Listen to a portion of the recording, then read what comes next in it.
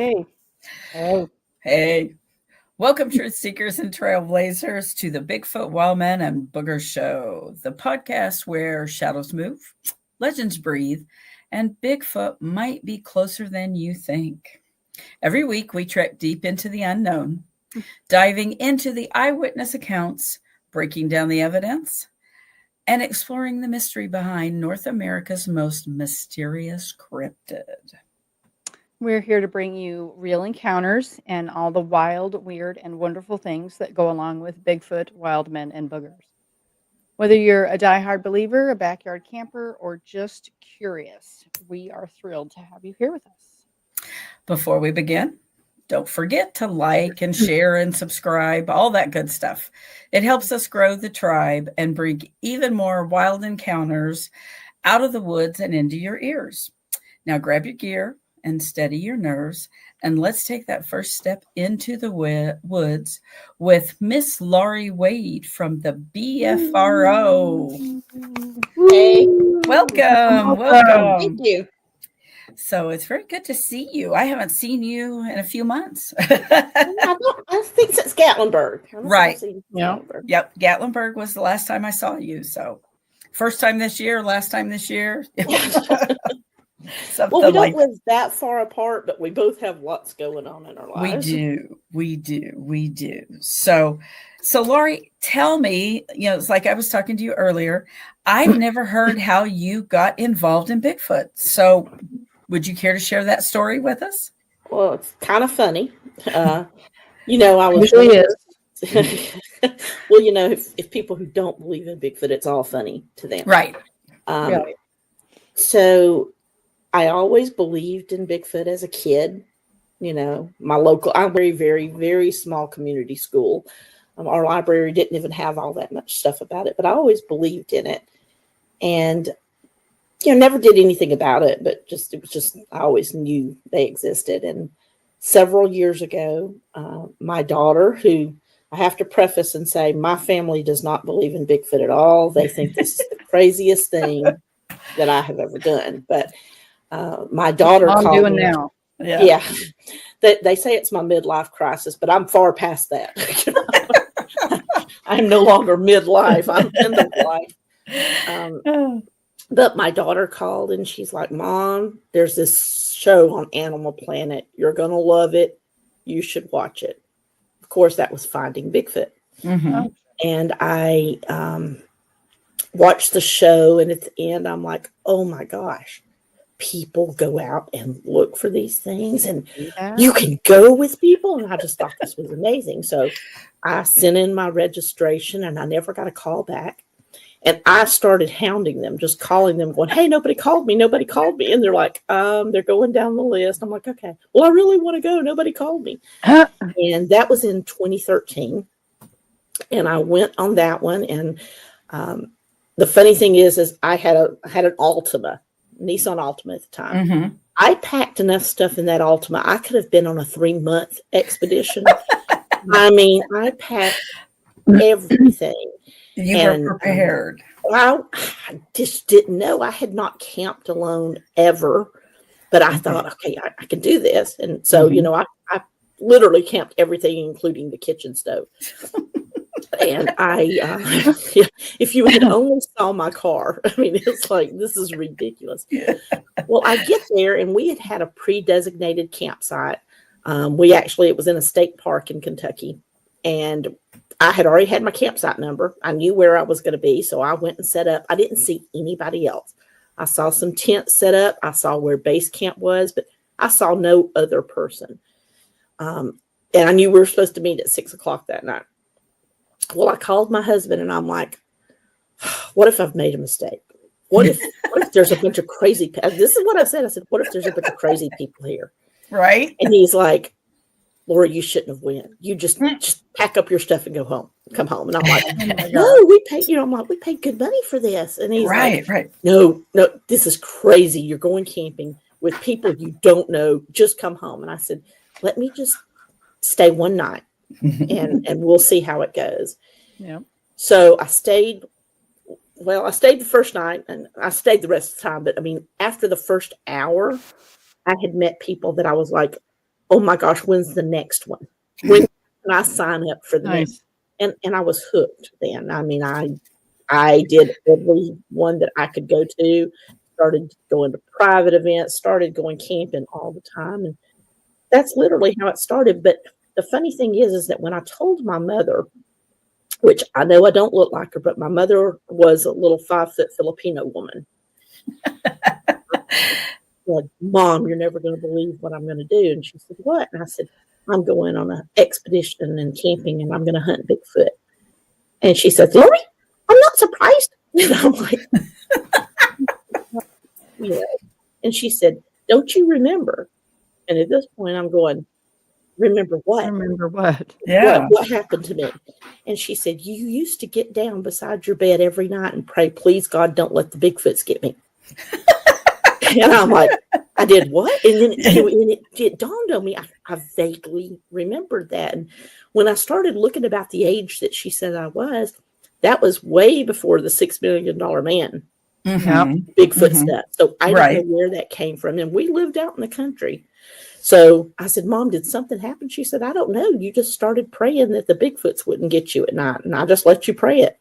So I don't know if I have some repressed memory of something. Yeah. I don't know. But oh, wow.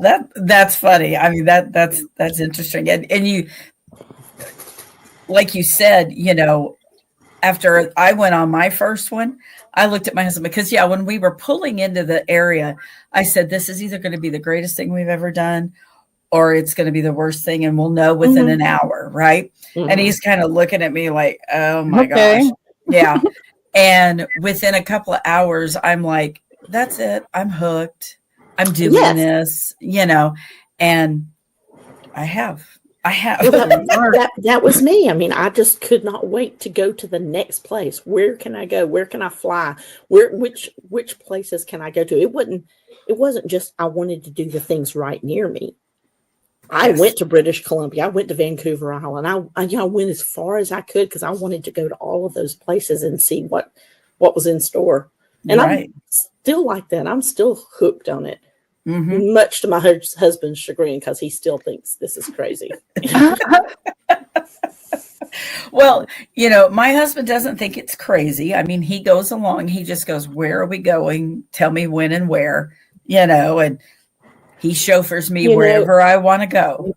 From all the expeditions I've ran, all the private trips I've taken, all the festivals that I've attended, he's never been, not one time. And I'm like, oh, you know, you'll love it. And he says, I am not going to sit around some campfire listening to y'all talk about a creature that does not exist. I'm like, okay, it's your loss. Yeah. You're missing out, buddy, because that's some fun stuff. Yeah, I'm like, nobody's cooking for you this weekend. Right? Exactly. Yeah, exactly. Well, and that's, you know, I know people kind of laugh at us or roll their eyes at us or whatever, but we have made a family, you know, out of these people. Absolutely. And, you know, who are we hurting? Nobody. Who are we hurting by our belief in Bigfoot or our wanting to go on expeditions and research? Who are we hurting? No one. Right. I don't try to convince anybody. Either you believe it or you don't. I don't care if you do. You know, you can laugh at my face if I told you my experience, and I'll just be like, you weren't there, right? You weren't there. You're not me. Tell me what I did and did not see. You know? Exactly. Right. Exactly. And, you know, I try to do that with the people that come with us too. I always listen to them, you know, and it's like, okay, you know, sometimes you get some interesting stories, you know. You do. But I wasn't out there with them when that happened, or, you know, so it's like, I always want to listen, you know. Well, that's what I say. I mean, sometimes you hear such outlandish things that, I mean, it's all you can do to keep a straight face. I mean, that's the truth. But I always think, you know what? I can't call you a liar because I wasn't there. And I can't tell you it didn't happen. Right. You may be pulling my leg and none of this happened. I don't have to take you serious. I don't have to go investigate it. Right. But I'm not going to tell you it didn't happen. Right. Exactly. And that's exactly what, you know, what I do with it anymore. It's like, I will gladly listen to anybody, and I'm not going to tell them it didn't happen because I wasn't there with them, No. I mean, I wouldn't want somebody telling me that. So yeah, absolutely. So you went to all the BFRO events. So when did you become an investigator then? So that first expedition was in April of 2013. And then at the beginning of 2015, they asked me to become an investigator. I had family stuff going on, and I said, you know what? I can't do that now. I need to wait a little while. So it was toward the end of 2015, maybe the fall. Mm-hmm. Yeah, and then the story goes from there. I started running expeditions like you do, and I've lost count. I would have to really go back and count how many I've done. I really think it's up around 30 now. Oh, wow. It's a lot because, yeah, that first year, 2016, I think I did 2. I think I did 3 in 2017. Did 4 a few years in a row. This is the first year I've only done 1. And it was just family and things going on that I didn't feel like I could be fair to my family or be fair to the people, that I was trying to host. I couldn't give it my 100%. Right. And I just recently, last weekend, I had a sister that died, and I knew she was going to die. I thought we had longer, but I wanted to spend more time with her, and I felt really selfish to be going and doing things that I wanted to do when she always wanted to go with me. Oh, and, yeah. And I just thought, you know what, because I really had one planned for October, and it's like, I can't do that. Right. I can't. So I just canceled it and said, you know what, next year, Bigfoot's not going anywhere. No. Absolutely. Well, and the expeditions themselves become addicting, because you get to go out and camp and look for your favorite thing and make new friends. And as well as I do, I love the expeditions, and I actually have missed not doing them this past fall. But, sometimes in the middle of that expedition, when you've got 50 people there and you're thinking, whew, what's today? It's like, we got a couple more days of this. It's exhausting. My husband says, I come home. He says, you're dead for 3 days. He said, you can't function. You're just, and he's absolutely right. Yep. But I am addicted to it. And I love, almost as much as expeditions, I love going out I've got a group of investigators that they were all just people that came on expeditions, and now they're all investigators with me. But we love going and doing private trips. We went to Washington this past summer for a week, for 10 days. Loved it. Had on some private land. We went up to Chehalis Lake up in British Columbia. Yeah. Oh my gosh, that one was amazing. There was only 5 of us that went to that one. Oh, and we just met several people. We went to Washington. We went to Michigan this past summer. We went to Washington the year before. So we try every year to go somewhere, I'll say without rules. I like that. There's 5, 6, 7 of us that we're just, we go hike when we want to. We don't have to make sure that we're doing everything for everybody. And you're not having to, I love newbies, but you're not having to train anybody. You're not having to make sure that newbie's with a well-founded investigator or, a seasoned person. Yeah. I don't know about you, but I've had some come on expeditions that doesn't matter how much you interview them. There was a lady that came 2 times. There's 2 different people I'll tell you a little story about. One lady came, and we're starting to walk down the trail, and I break them up into about 5 or 6 people on a trail. I never do more than that. Yeah. And I am lucky. I have so many trails that we've gotten miles and miles and miles and never be close to each other. But this one lady, she said, so when we're walking down the trail, do I look on the right side or the left side to see them? And I said, what? And she's like, where are they going to be? And I'm like, this isn't the Audubon Zoo. I mean, right. I'm like, this is, I have no idea if we'll see anything. And I thought, I know that we've made this clear to you. You're just not, you didn't listen. Yeah. You just didn't listen to me. Oh my God. And then another lady came on one time, and we're getting ready to go out, and she's got on flip-flops. And I said, hey, Lord. you got to have some closed-toe shoes, some tennis shoes or boots. And she goes, I wear flip-flops 24/7. And I'm like, you can't wear flip-flops on this trail. There's roots. It's night. And she said, well, I always wear them. And I said, well, you're not going out. I'm sorry. You can stay close to camp and sit at one. I said, but you're not going to, you're a liability to me and the others. And I said, it's not fair if a snake bites you or you trip over a root or break a foot in those flip-flops. Oh, yeah. And she just totally did not understand that even the need. I mean, she ended up being a great attendee, and she's attended several since then. But I just thought, no. Yeah. Yeah. No. Oh, yeah. Yeah. In what world do you go hiking in flip-flops? Yeah, I mean, it was just like, I thought, if something happens to you, what about the rest of the people in the group? We all have to leave because you want to wear flip-flops? Yeah. Yeah. And I don't know about you. I don't know about you in Missouri there, but we have a lot of snakes. Yeah. Well, yes, we have a lot of snakes and a lot of rocks and a lot of roots. And yeah, we're getting ready to go. So I'm doing my very last one. I leave Wednesday. And the temperature has actually dropped off here. It's going to be a little chilly, but that means no snakes. So, I will take the chill. Yes. No ticks, all those great things. But yeah, you're talking about people.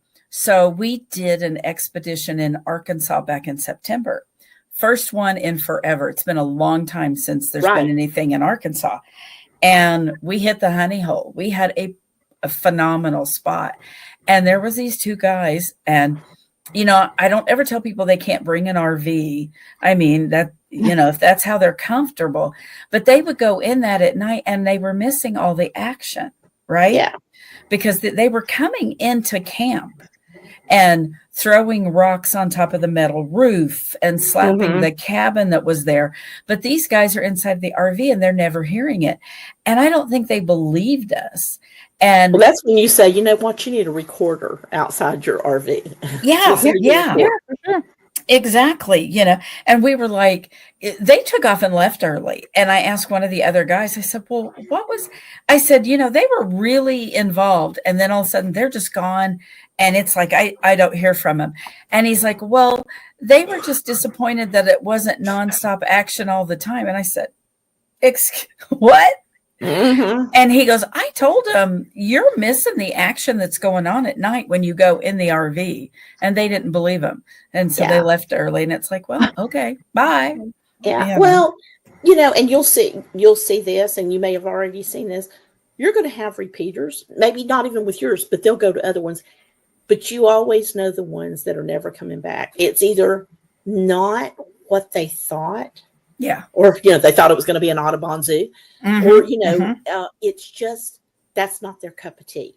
Yeah. And and I do believe no matter what we tell them, they think that we're just going to see Bigfoots left and right. And I don't know about you, but I'm happy with an expedition. Of course, I want Bigfoot activity, but I'm happy when we hear coyotes and barred owls and we see a fox or we see a wild boar. I'm thrilled with that because it's just showing them, look, have you ever seen a wild boar before? No. And they're one right across the trail. And it's great to have the Bigfoot activity. Of course, that's what our goal is. But as well as I do, that may or may not happen. Absolutely. And then, there's times when we really thought we got good howls and, we've got our recorders on. And then the next morning during debrief, we've listened to them again and we're like, hey, we're sorry that was a coyote. We've listened to it. We've listened to it a dozen times. We really thought it was something when we were out there, but it wasn't. Yeah. Yeah. We've absolutely, that's happened to us too. There was actually one time, one of my buddies was with us and we, so he and I, we were, and his girlfriend, we had kind of dropped back from the group a little bit. They were farther down from us. And her and I kept saying, we can hear something over there. And so finally he gets the thermal out and he's shooting over there. And it pops up out of the creek bed. It's standing on two legs. It's looking around the tree at us. we were losing our minds. Well, he was, because he could see it. We couldn't see it, right? And so, we go through all this. It takes off. It's gone. We can't get back to camp fast enough to get that SD card stuck in a computer so we all can see it, right? Mm-hmm. And we looked at that. We were convinced we had the footage, right? And he sent it off to a friend that works in Hollywood. And I think out of the 45 seconds of footage, there were 3 frames that showed that it had snout and ears. It was a bear. And it probably stood up. Yeah. It did. It did. It stood up. I was on 2 legs looking around the tree at you, and we were like, oh, we've got it. We've got it. Right. But isn't it just the thrill of it being anything? Yeah. Oh, yeah. I mean, for me, it is. I mean, I don't care if we have to come back and say, guys, that was probably a deer snort or it was whatever. It's the whole excitement of what if. What if the journey, not the destination, essentially. Right. Or like when you find a footprint and you're way out in the middle of nowhere and somebody will say, well, this has got to be a Bigfoot because it's way out here in the middle of nowhere. And we're looking like going, we're way out here in the middle of nowhere. I'm like, we got to be realistic about it. But, I personally don't think that they necessarily have to be way out in the middle of nowhere. I think they walk on a trail just like we do. Why wouldn't you? Exactly. I mean, the path of least resistance, I mean, and that's kind of like when we were in Arkansas, they were coming into this private campground. And I think it was probably used to that area. And there you were camping and they're like, hey, what's going on? I mean, just like the best activity in campgrounds always with me happens on Sunday night when everybody else is gone. Yeah. Everybody's gone. You're staying that one extra night and there's 2 or 3 of you and things are happening and you hear things going through the garbage and you're like, okay, wait a minute. That's not a raccoon. That's not a bear. I don't know what that is, or you'll hear something walking on the gravel. You're in your tent going, wait a minute. There's only 3 of us here. What is walking out there? Yeah, exactly. And we ended up sleeping on the front porch of the cabin. It was a screened in cabin. And we had rain every day and we were like, okay, that's it. We are sick of it. One of the ladies had to leave early. So we moved to the front porch of the cabin, right? And my husband and I are laying out there. They've slapped the side of the cabin, like to scare us to death because it's completely silent. And it sounds like the end of the cabin was blown off, right? And then in a few minutes, there's pea gravel out in front of that cabin. And you can hear them walking through it. Yeah. And you can hear them moving up against the cabin. And my husband's like, okay, I am completely creeped out at this point because he was facing me. And he said, I feel like it's standing there looking at us because it was a screen. If we'd have flipped the flashlight on, we couldn't have seen anything anyway. Right. You know how the screen does. Yeah. So we're just having to lay there, going, okay, we're in the zoo. Yeah. But we are the zoo animals. There have been, I will say, a handful of times that I've been scared. And sometimes it's being scared for no reason, or you'll just hear something and you jump. You're like, okay, what just creeped me out or whatever. Right. And I love that, but I love the whole don't know what it is. Yeah. Don't know what it is. Now I love sleeping in a tent. I love sleeping in a tent. I don't want to sleep in a camper. Right. Had one guy sleep in a hammock one time, and I'm like, really want to sleep in a hammock? Yeah. Well, he woke up in the middle of the night. A bear was walking under his hammock and like brushed him. And he's like, I'm not sleeping in a hammock again. And I'm like, I told you not to. I don't know why we think that thin tent's going to save us. I don't either. But at least it just feels better to have something between you. Something around you. Well, the hammock is like a hanging taco out there. Yeah, right? I just don't. That's not. I might take a nap in one, but that's as far as it's going. I'm not sleeping. Right. I'm not sleeping in it. No, that's it. Well, and that's us most of the time. So we pull a trailer because when we go out there, I mean, I've got extra tents. I've got extra everything. We throw up a cook tent. I mean, we are there. Oh, honey, you should see all the stuff I take. It's absurd. It's like I'm moving in with the whole Walton family. Yeah. Oh, yeah. That's us too. Because after the first time we did it and we had to make 2 or 3 trips back and forth, we were like, nope. Mhm. And I immediately found a trailer, and we've got a 10-foot trailer that is about to get to capacity. My Yeah. husband's like, would you stop? You know? If I showed you the pictures, we're very fortunate. We've got a couple of garages on our property, and the lower garage used to be just where my husband kept his bass boat. Well, now he can barely get his boat in there, and he gets mad all the time. And he says, Laura, you started out with a tent, a lantern, and a Coleman stove. What the hell is all this stuff? And I'm like, and he's like, how many tents do you have? And I'm like, 8. What? I have 8 tents. And I see, I'm having to be quiet because I know he's in there. I'm like, well, there's different tents for different functions, you know. And I said, always extra. And he's like, why do you have 4 cots on this shelf? And I'm like, well, that tent's small, so I can't use my big cot. or I might take one for something. But you know, it's just one of those things that I have way too much stuff, and I like it. Yeah. Well, and you acquire stuff like when you camp out, somebody always leaves something. Yes. You know? Right. Yes. So he has told me, he said, quit bringing home stuff that people don't want, or that sometimes they'll bring me stuff and say, hey, Lori, I got a good deal on these tarps I brought you to. And I'm like, oh, Lord, I got to take them home now. Like, I'm going to be in trouble. I've always had that tarp. Yeah, it's always been there. I've done that. I've done that a lot. Yeah. I've learned how to get stuff shipped to my work now too. There you go. Nice. There you go. Well, I have to say, you know, my husband just goes along. He's very good, lucky you, so, right? Lucky you. I'm very lucky in that, and he just goes along with whatever. You know, I'm like, hey, we're going here. You know, oh, I've decided to put a conference on. He's like, okay. So yeah, he goes along. So I'm very blessed in that. But so, Lori, tell me about your most favorite sighting you've had. Well, they're both I've had 2 actual sightings. Okay. And they're both my favorite because they're both totally different. And, you know, you've had lots of things that happen that you really know. I know that was a Bigfoot. Right. But you can't prove it.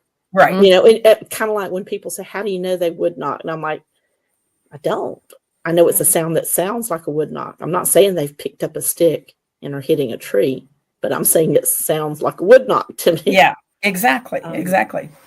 But my first sighting was in 2016 in Kentucky. And I was on a Charlie Raymond expedition. Oh, okay. I've been on a couple of those. I was going to say, if you have the opportunity, Charlies are fun. Yep. He always takes you to a good place. And you just enjoy, and he's very knowledgeable. I always like to learn stuff from other people. Right. But there were 3 of us that just decided that we just didn't want to go out with the other groups. We weren't being antisocial. We were just tired. And I think it was like the last night. And we were like, let's just hang around camp. And then at the last minute, we said, Charlie, can we just do what we want? Well, he knew us, and he's like, sure, just tell me where you're going to be. And we're like, we don't know, but we'll connect. We're going to go in this direction. We're like, we're here. So we're just kind of walking along and just talking about the expedition, not badly, just talking about how it's different from the ones I do. And we cross over this road.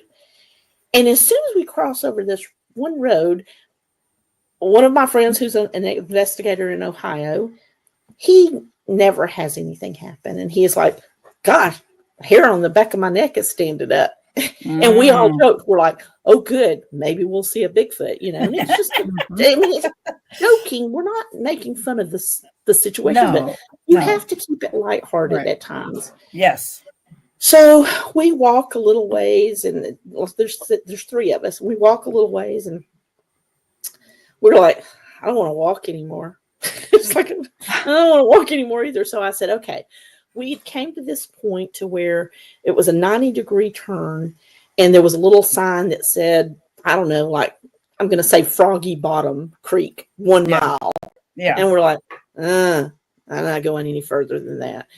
So I said, why don't we just all sit and put our backs to each other, and you look up that draw, Mm-hmm. you look down toward the creek area, and I'll look back the way I came. So we all literally got our little chairs out of our backpack, set them down, and I turned around, looking the way I came, and I saw something walking down the trail. And at first it ticked me off because I thought it was one of the guys. And I'm sorry, I'll admit it. I'm a control freak. I am. I can say it. I need to go to like Control Freaks Anonymous or something. Hey, admission is the first step. It's the first step. It kind of made me mad because I was like, which one of you guys went back there when I just told you what we were doing? And I glanced, and they were both behind me. And I looked, and it stopped dead in its track. There was like a full moon that night, so you could see the moon from behind it. You could see hair. It was only about 6 feet tall, so it was a juvenile. But I was like, who is that? What is that? Oh, my God. And it stopped, and it turned on a dime, and it ran down the ravine. Well, when it started running down the ravine, coyotes went crazy, and you could see the little trees shaking. All the acorns and stuff were falling off the trees right there, not on any other side, because somebody's like, oh, that was the wind. I'm like, how is it not falling on my left, on in front of me? Nothing. But yeah, we have it all on recording because we had our recorder going, so you can hear everything we're saying. But of course, we didn't think to pull up the phone or anything like that because it happened so quick. And they were like, Lori, what did you just see? And I told them, they're like, oh my God, you just saw a Bigfoot. And I'm like, I did. I did. I mean, I could tell them it was 60 yards away. I could tell them which branch. I said it was right under this branch. It was right there. It was 20 minutes before we thought, oh, we better radio Charlie. So we radioed Charlie. And Charlie was actually at the bottom of that creek. That's where they were set up. We had no idea that's where they were at. Yeah. So he comes here. He's running. And he's like, we could hear the coyotes going off. And we're like, well, that was us. And that was crazy. We could see where something had went through the leaves. You could see a trail down the ravine. And since that time, that happened in 2016. Since that time, I think it's up to 5. There have been 5 more sightings within 50 yards of where I was at. Oh, wow. All in that little Oh, wow. And the first time, and nobody knew that's where it's at. Charlie does not tell them when he goes to that place. He does not tell them. Right. Until he just says, hey, we've had sightings in this area.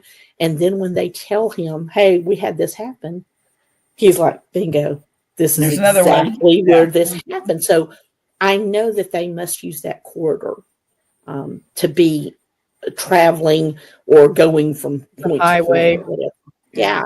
And so that was the most exciting because that was the first. Yeah. That one was pretty amazing. After that, I think it was later in the same year, I was up in Wisconsin. Yeah, Wisconsin. And I didn't see one, but it was the first time I'd ever got zapped. Oh, and that's one of the few times that I've ever been terrified, that I just thought, I am not going to make it home. I'm not even going to make it out of these woods. I'm about to die.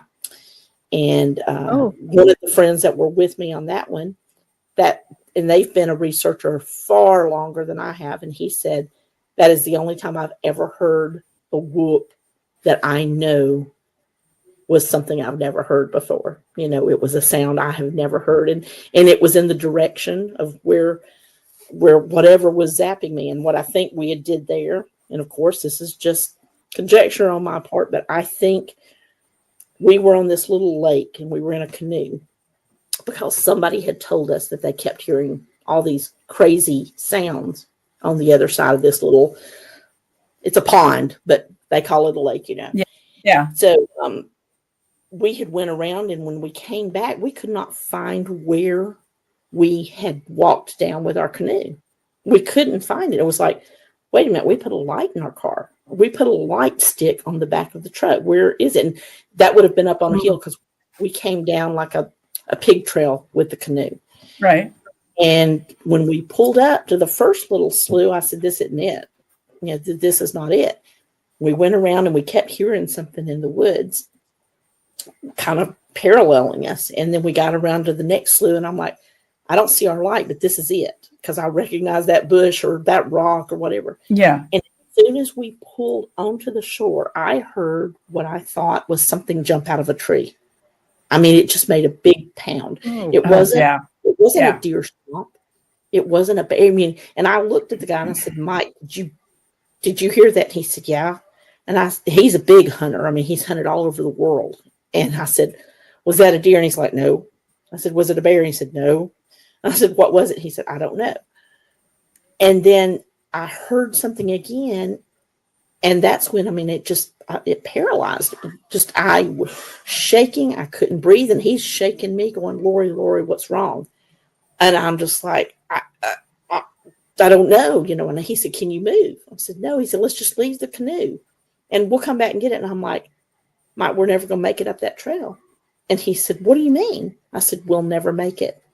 And at that time, that kind of scared him because he's like, what are you talking about? And it took about 20 minutes. He started doing like Sierra sounds and trying to communicate. And we were sitting there and, like I said, tears rolling down my face. And it wasn't anxiety. It wasn't fear induced. Something was literally, I couldn't breathe. I couldn't move. And I was closest to the woods. And when I say closest to the woods, the trail was only big enough for one person. Yeah. Like the leaves and stuff were practically on your arm. And we were right there on that the little canoe where we had the canoe. And we heard something go whoop. And then we heard up through the grass or through the woods. Yeah. And then even crazier, our light came on in our truck. And we picked up the canoe, and I mean, we're running, and Mike is a big guy, and I'm running with the front of that canoe. We get it in the truck. I get in his truck. I lock the doors, and he's like tapping on the window going, nope, I'm not letting you in. So of course, we went back, and I didn't want to tell the host again because I'm like, I don't want to be that person that something always happens to. Right. Where you think that they're making these things up. And finally, I decided to tell them. We went back the next day and we found all sorts of stick structures just over the hill from where we were at. So, okay.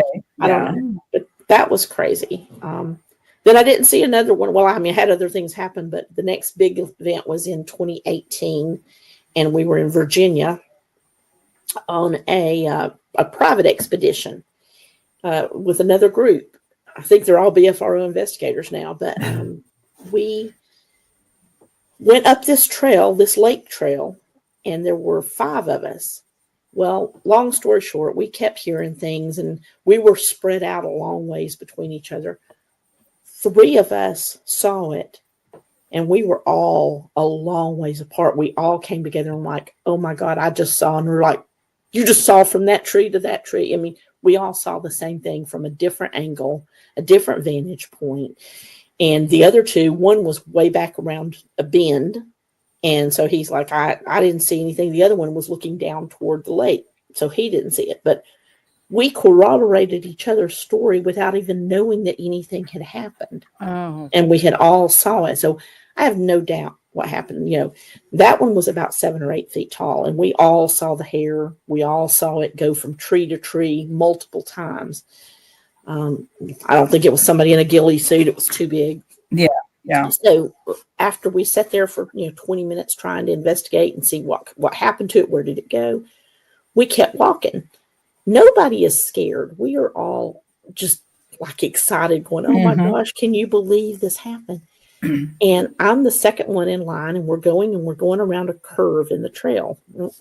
We're like on the side of a hill. The lake is down way below us. And I stopped, and they said, "What's wrong?" And I said, "We can't go any further." And they're like, "Why? Why? What's wrong?" And I'm like, all I can tell you is that I hear something talking to me. And they're like, what are you talking about, Lori? No, I'm not. I wasn't scared. It wasn't like I was going, I don't want to go any further. We just saw. And all I could hear was, please stop. Please go away.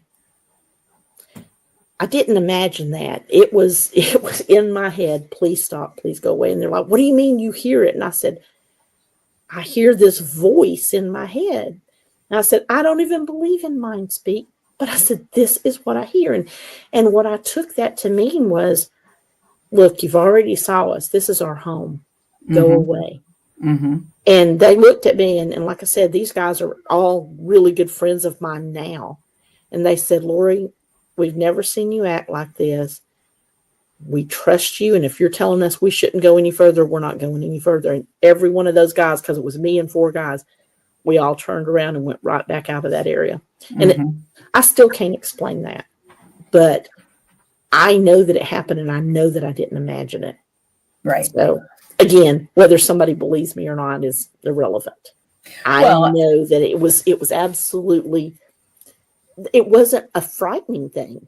It was a pleading, please go away. Please stop.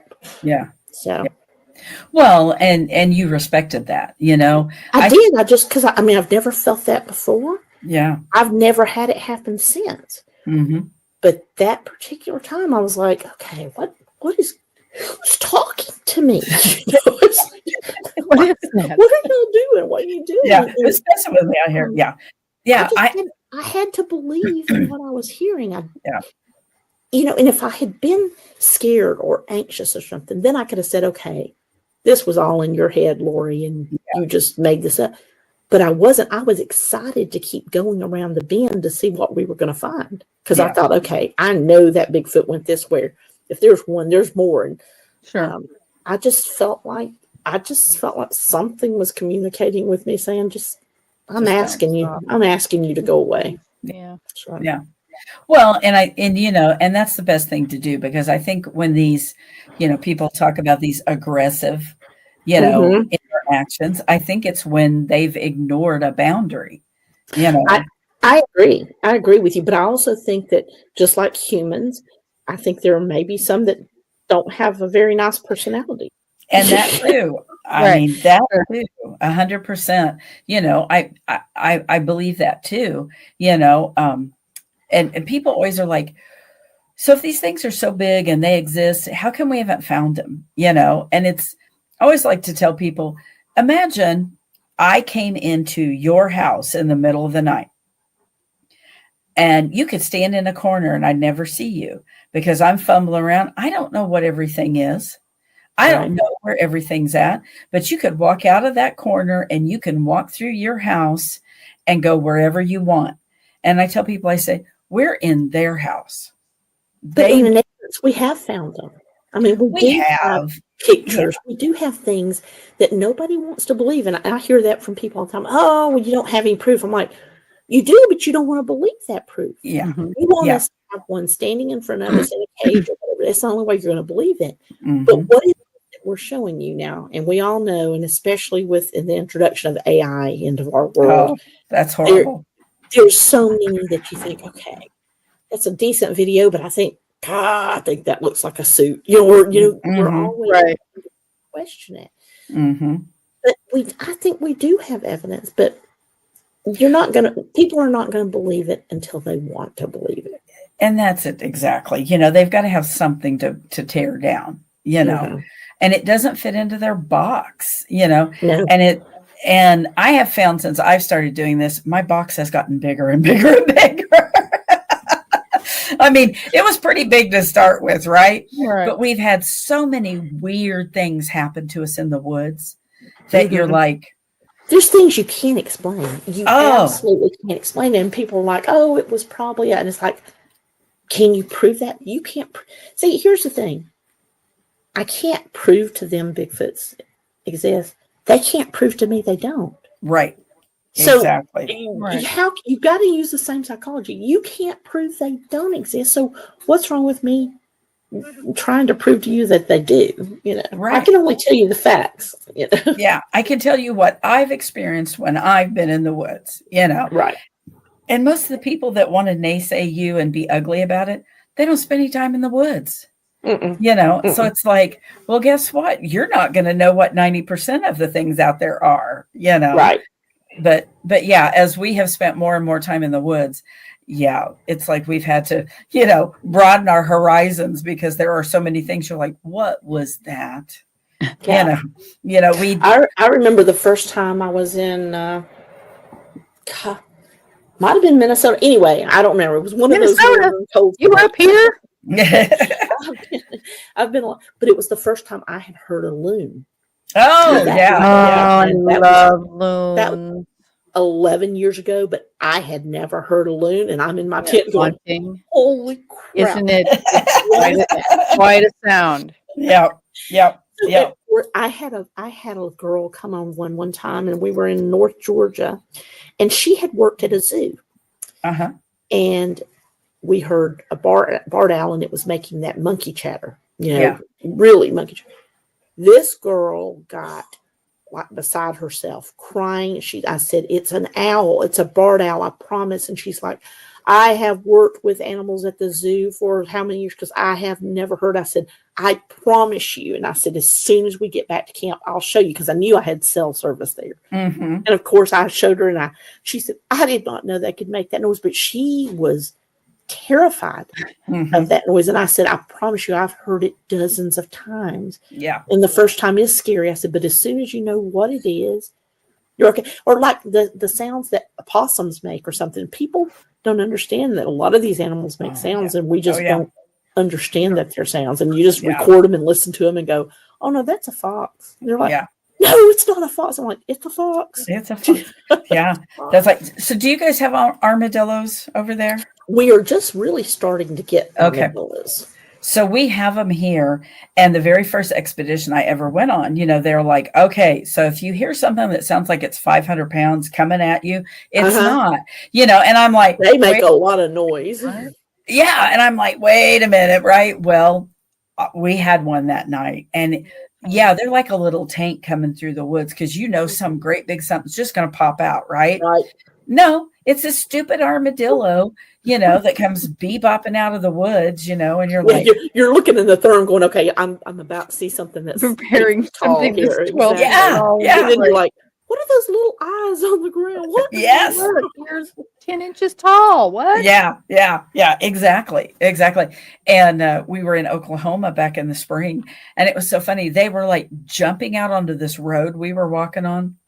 And one of the girls, because we were playing bait, and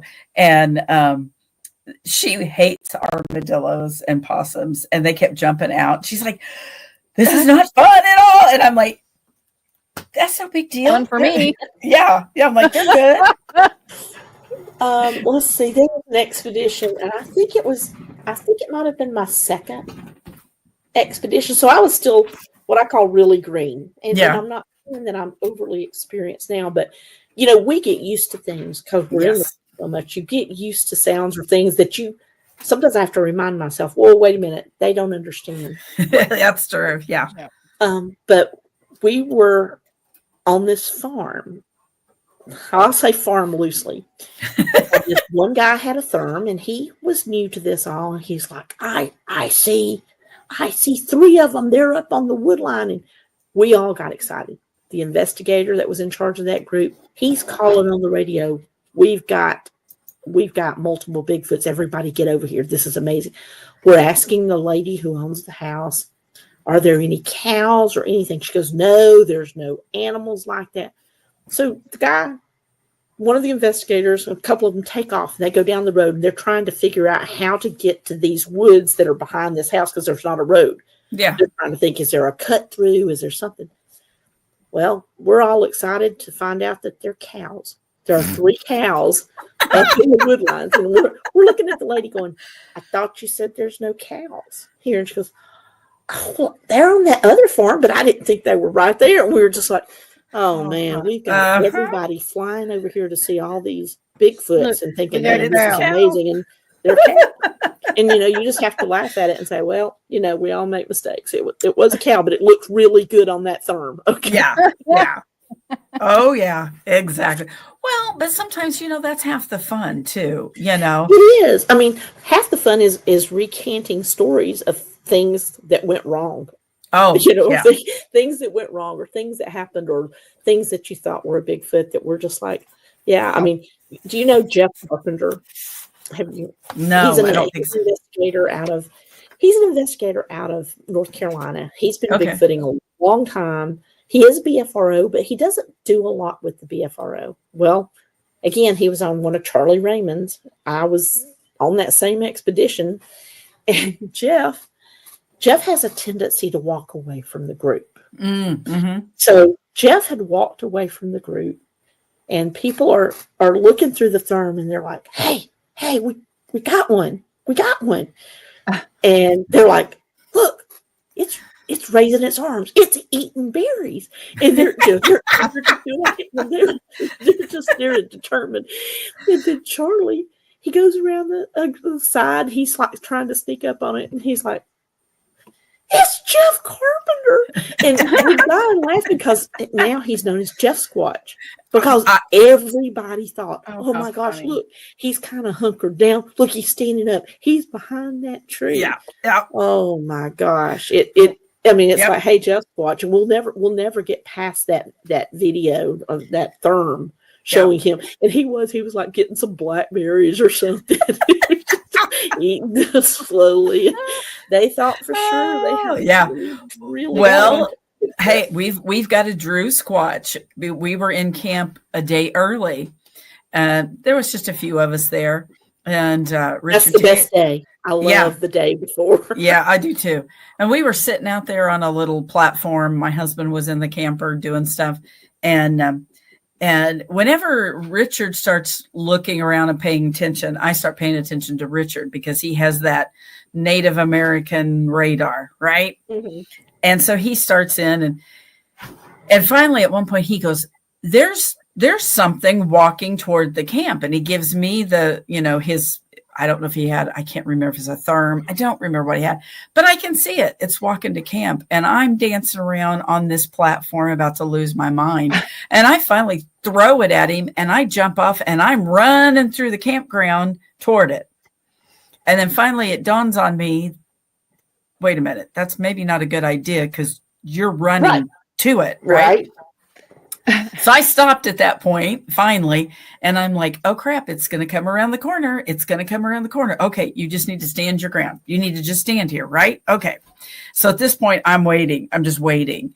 And I see it coming. I'm like, oh, there it is. There it is. Okay. And then I'm like, wait a minute. Mm-hmm. Wait a minute. I keep looking, and I'm like, that's Drew.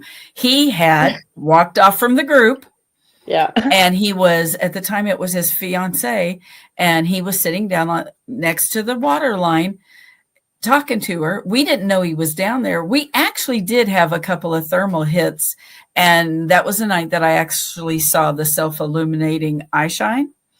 Mm-hmm. I didn't believe in that. And then I saw it, and I had to eat crow because I didn't believe in zapping until it's happened to me like a dozen times now, and then I'm like, okay, either something's wrong in my noggin, or exactly. It's like you go, I don't believe this, and then it happens to you, and you have to go, well, okay, it happened to me, or I saw it, or whatever. But yeah, so I call him Drew Squatch now because I was convinced I was running to meet one, and Drew's a good sized guy, so it wasn't out of the realm of possibilities. So, and what were you going to do once you got there, Marianne? I don't know. I hadn't thought that far, but we don't think like that. No. Let me go, and then it's like, this might not be a good idea. I don't know. Exactly. Yeah, that thought is running through your mind as you're running toward it, going, "Oh crap, what am I going to do?" Sure.